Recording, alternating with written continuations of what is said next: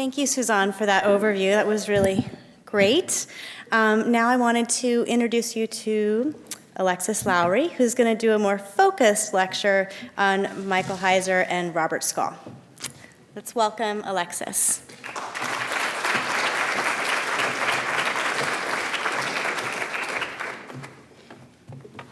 Thank you, Samantha and Margaret and Ian and everyone at the Frick for having me, and Suzanne for that wonderful introduction to the relationship between land art and collecting. What I'm going to do today is take a little bit of a deep dive into one project that Robert Scull supported by Michael Heizer. So this is the story about a book that no longer exists. It's the story about how the collector Robert Scull unconditionally supported a project that was intangible, limit-defying, but how that support turned into a nostalgic yearning for an object to hold. In that sense, it might be a meditation on the nature of collecting, per se, but it's also a story about how the artist Michael Heizer negotiated that situation. The project was 9 Nevada Depressions, a series of 9 unique sculptures that were placed in dry lake beds across 520 miles of Nevada desert. In creating a documentary album for Scull, Heizer's own position clarified with regards to how he felt the 9 Nevada Depressions should be experienced. Ultimately, Heizer came to see the album as a violation of the project, but it was only in making it that he really came to this realization. So, on June 21st, 1968, a young and determined Heizer wrote to Robert Scull, who was one of the most prominent and progressive collectors of the day, to introduce himself and in the hopes of securing funding for an ambitious new project he would ultimately call 9 Nevada Depressions. He writes, "I am an artist engaged in an idea in which you might find interest. I am digging holes in the earth which are handled in various ways, with either wood, steel, or concrete liners or supports." Heizer's matter-of-fact tone reflects the nature of the work itself, which consisted of simple geometric shapes, dug as relatively shallow trenches into the flat ground of desert playa, and then occasionally structurally reinforced. At the time of his writing, he had produced roughly 10 of these elements between 1967 in December and June 1968. And what you see here is the first 2 sculptures he ever made, December 1967, north, a double-stacked plywood cube, and south, a cone. These were actually part of a series of 4 sculptures he'd planned to make, but he was stymied by a snowstorm. And shameless plug, if you want to see what that might have looked like or experienced, you can go to Dia Beacon, where a permanent version of that is currently installed. Heizer planned to return to the desert on July 1st to execute 9 more linear sculptures, which would be placed on dry lake beds along the western border of the state. However, desert work was expensive to produce. It required significant investments of funds for both travel and construction. As David Burden recounted from conversations with the artist at the time, the first few installations had each cost between $1,200 and $1,500 to make, and Heizer at the time was living hand to mouth and simply couldn't have produced 9 even larger endeavors alone. So he turned to this model of patronage. This is just to give you a sense of the scope of what Heizer was thinking about. At the time, Scull was among the most adventurous collectors of the day in New York City. He had, for example, for a period underwritten Richard Bellamy's Green Gallery, where many of Heizer's peers had shown works like this Morris's plywood polyhedral installation, at the time considered quite radical. And this was Scull had also commissioned, probably more importantly for Michael Heizer, Walter Di Maria to create his first series of metal sculptures between 1965 and 1967. Di Maria and Heizer at the time, in 1968, were very close friends and confidants. So Heizer, with few options available to him, turns to this model of patronage and outlines his hope that by showing Scull photographic documentation of prior installations, the collector might be enticed to support this project. Heizer understood his desert interventions as breaking away from the confines of the institutional art world. As Suzanne quoted, and as I'll requote, He thought one of the intention of the work might be to remove completely the commodity status of the work of art. 1 year later, the critic Diane Waldman noted the artist's relative success in this regard, writing that his, quote, desert work in general is largely a rejection of the current situation in the arts. Scull was immediately enamored with what he described as Heizer's heroic efforts to redefine the very idea of art as something that was beyond the paradigm of a private object. Such a position was perhaps unexpected for the taxi magnate turned collector, who had supported the Green Gallery, but had also primarily collected works of pop art. This, as Suzanne said, is a portrait of Scull's wife, Ethel, from 1963, Warhol's first commission, I believe, and of course the famous cans that were in Scull's collection by Jasper Johns. These were hot commodities, as were later evidenced by the 1973 sale of Scull's collection, which is often credited with having launched what is now the unrelentingly bullish art market. In other words, meeting Heizer was for Scull a turning point in the development of his aesthetics, and one that had strong implications for the future of his collecting and investment in the arts. Scull described the first studio visit with Paul Cummings in 1972. I should say it was 3 days after receiving the letter, so Scull promptly replied. And the description is worth quoting at length. Scull says, "At first I thought he was absolutely crazy. I went down to see him. He had a huge map of the state of Nevada. He showed me that he wanted to make 9 pieces of sculpture starting from the top all the way down to Las Vegas, 540 miles apart. He said he wanted to carve these in the desert. I said, why? Who will see them? He looked at me and he said, well, they'll be there. If you want to go see them, they'll be there. I said, well, that will take some effort to see them. He said, well, you'll need a helicopter on 3 of them because a small plane can't land there. I listened to him talking about it, and I suddenly realized that he was talking about the purest kind of art there is, an art that I can't sell. And I would add, or readily see, but anyway. The collector saw Heizer's project as epic in scope, and he agreed to bankroll the project right away, and it was built between July and September. Conceived as a single project of unprecedented size, 9 Nevada Depressions was unparalleled in contemporary art at the time. Though simple enough at face value, Heizer's holes in the ground had a profound implication for sculpture in the 20th century. Several of the artists at the time shared his interest in working directly on or with the land and had begun to experiment with different ways of cutting into and displacing earth. In 1967, Claes Oldenburg hired 2 gravediggers to excavate a rectangular trench behind the Metropolitan Museum of Art that is now known as Placid Civic Monument, then had the evocative title of The Hole.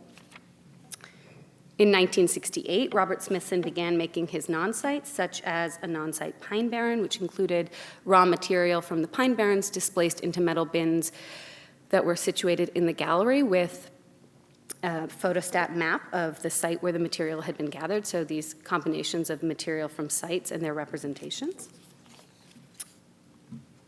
However, the scope of Heizer's endeavor was completely new.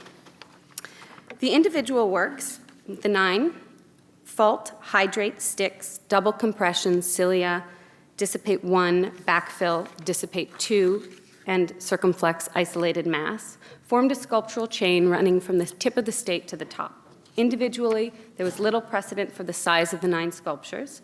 Several extended between 50 and 100 feet and moved multiple tons of earth. Together, the 9 depressions covered points across the state of Nevada, and in that sense, were scaled to correspond with the landscape itself. The importance of this project to Heizer's development can't really be overstated. Heizer believed the experiments, both material and conceptual, were central to the groundwork that he developed later, projects like displaced replaced mass and double negative. As he wrote to Scull, quote, I will make an aggressive work now, but I could never have done it without the experiments behind 9 Nevada Depressions. The extremities between the 2 sensibilities will seem to coexist, and the middling posterities will be seen to be just that, middling. With 9 Nevada Depressions, Heizer worked out a series of spatial, conceptual, and conceptual concerns that were central to his oeuvre. He described the 9 Nevada depressions as a study of line and its possibilities. He explained he used zigzags, loops, intersections, and broken lines to articulate different linear relationships, collapsed, compressed, interrupted, parallel, and so on within the desert floor.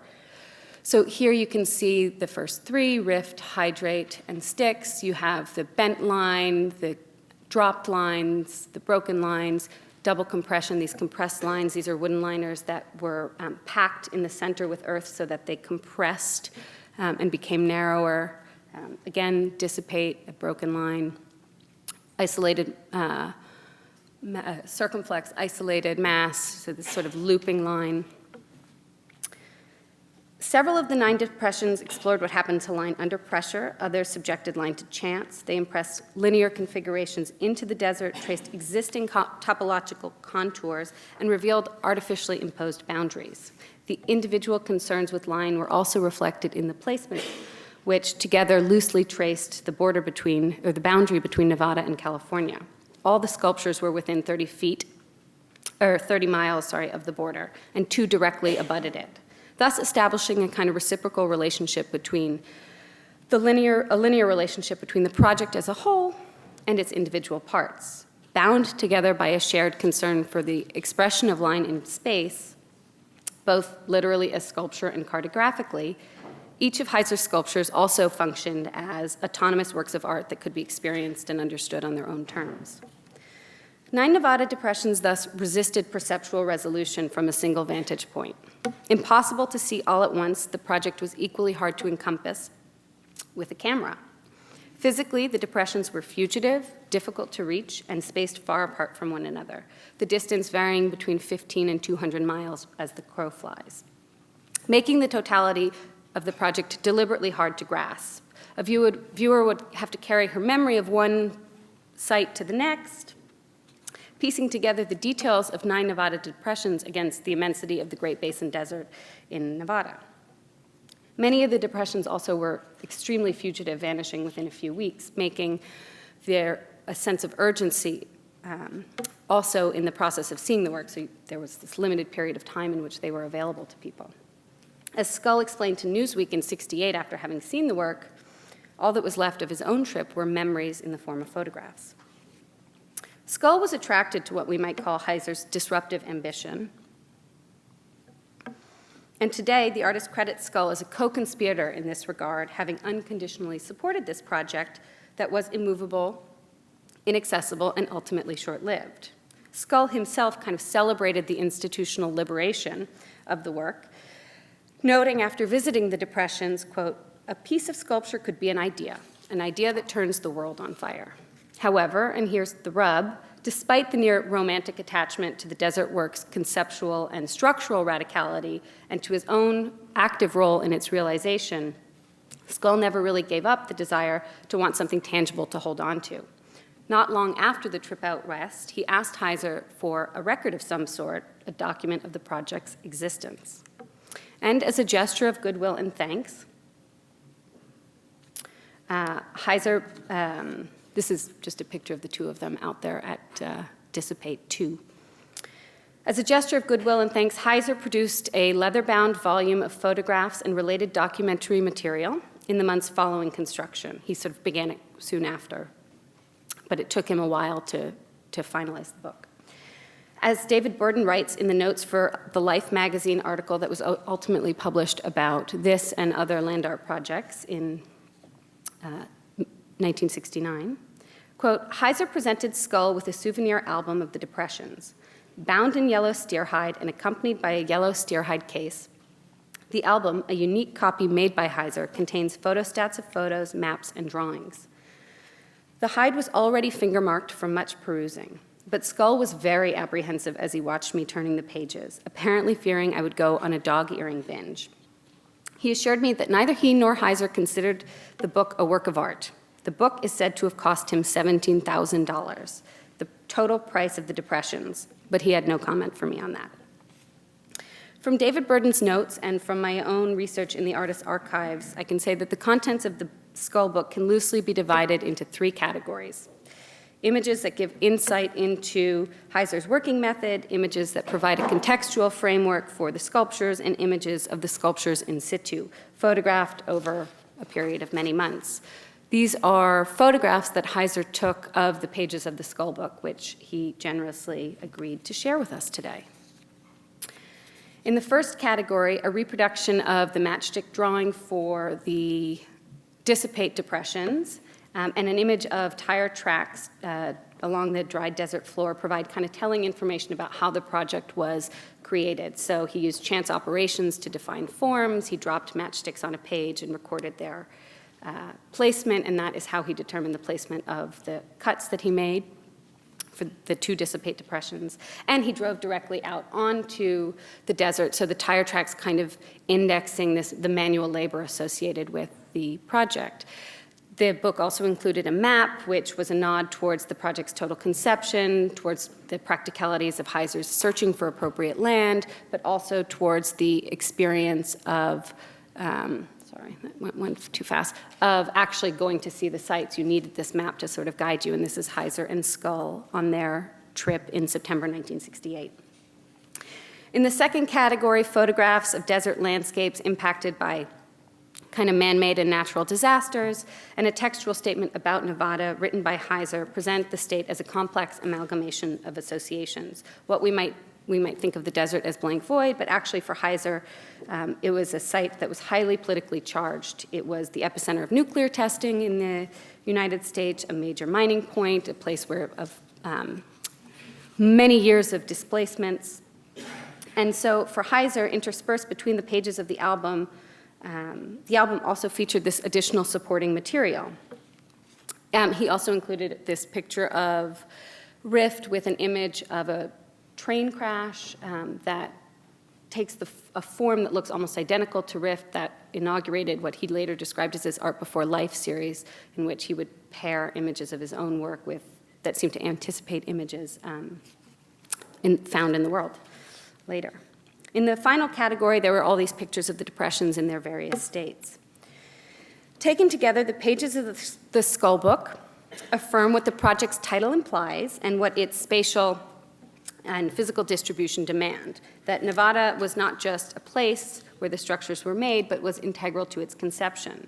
The pages of the book treat the depressions as nodal points within a complex matrix of social and historical reference that inform the artist's desert praxis. The contents of the album kind of jump between ideas, providing glimpses of insight but no coherent narrative. In this regard, the format of the Scull book reiterates the fragmented format of the project as a whole. The album's multiplicity, a rehearsal of the project's own physical and photographic identities. Its disappearance, then, can be equally said to mirror each element's ephemerality. There is no doubt that Heizer saw the Scull book as a compromise, a concrete way to appease a patron who had supported an ephemeral project far removed from any marketable context. At the same time, the contents of the book go well beyond the kind of strictly photographic record Heizer might have been able to satisfy Scull with. Recently, Heizer described the Scull book as an experiment gone wrong to me, suggesting that he had used it as an opportunity to test out how much contextual material he felt he could generate in support of a project without undermining what he defined as its radicality. This would be in keeping with questions that his peers were grappling with similarly, and we can think really easily back to Smithson's non-site model and the pairing of the sort of dialectical pairing of site and its representation that he explores. In fact, Heizer's relationship to photography, though, was complex and is a largely overlooked aspect of his practice. This is despite the fact that his peers at the time, including Smithson, often deferred to him on the subject. Dennis Oppenheim notably observed in conversation with Heizer and Smithson, "I'm not really that attuned to photographs the way that Mike is." Similarly, Smithson also claimed in that conversation, "Photographs steal away the spirit of my work." That's kind of an interesting statement from an artist who so frequently and deliberately presented the idea of sight as mediated by its representation. In contrast, Heizer offers a kind of nuanced understanding of photography's potential function in relationship to the phenomenological experience of sculpture, the embodied experience of moving through space. stating that while on the one hand, quote, the experience of looking is constantly altered by physical factors, on the other hand, certain photographs offer a precise way of seeing works. From his first earthworks, Heizer understood the conceit of the work, its immovable physicality, would be violated by photography. The transmutation from 3 to 2 dimensions was therefore something he variously resisted and exploited. Heizer relied on photographic documentation not just to show his patrons projects to potentially generate financial support, but also to share the work with the larger art world. But to negotiate this situational necessity, he developed strategies that allowed him to present the documentation of his large-scale sculptures in galleries in ways that also resisted the idea that the images themselves were substitutes. So he used illuminated photographic transparencies rather than outright prints. He created composite images that would be studies consisting of hundreds of images amalgamated into one sort of larger presentation. And of course, he created these almost Borgesian-like actual size images that were projected in galleries at a 1-to-1 scale. In fact, Heizer's first images of 9 Nevada depressions that he shared publicly at the Dwan Gallery's 68 show it was actually just one image. It was an image of Dissipate 2, but Heizer very deliberately titles the image Abstraction of Dissipate 2. Using an illuminated photographic transparency rather than a standard print, he conveyed the image's unstable immateriality in opposition to the concrete dimensionality of the real thing. At the same time, he also chose not to share any of the kind of contextual material that he was generating for the Scull book, which would have lent coherence to the project's unique scale and scope. Heizer ultimately favored this withholding because, as he argued, any 2-dimensional rendering, be it photographic, cartographic, or diagrammatic, of the 9 Nevada depressions necessarily kind of elided the work's expressly phenomenological dimension, which, as he had stated to Oppenheim and Smithson a couple of years later, required movement and time to be physically experienced. And of course, this was an experience accentuated by the need to travel to the sites. In telling Scull during his first studio visit that the work would be there, but he would have to work to see it, Heizer established the conceptual and practical primacy of the sculpture's physicality from the get-go. To that end, Scull knew full well what he was getting into when he supported the project.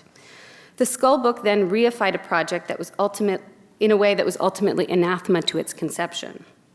One can only imagine Heizer's discomfort with having seen Scull perusing the album and treating it with the kind of irreverent care one might in artwork. While the transparent simulacrum of Heizer's photographic transparencies allowed the artist to share the sculptures on his own terms that clearly relayed the image's inadequacy relative to the actual object, or sculpture, or hole in the ground as he called them, his decision to destroy the album, which functioned, he feared, as an extension of the art object, insofar as it was given over, albeit to an exclusive audience, thus signaled this shift in his sculptural priorities that is initiated by the 9 Nevada depressions. Rejecting the methodology of the album as a semiotic translation and dispersal of the work through multiple images, Heizer prioritized the transient physicality of the sculptures, which he felt clearly could not be captured in the pages of a book. Now, just as an end note, I will say that despite Heizer having taken back this book that Scull clearly adored, the patron nonetheless still remained friends with Heizer and kind of understood the position. So it's a happy ending to that story. And that's it.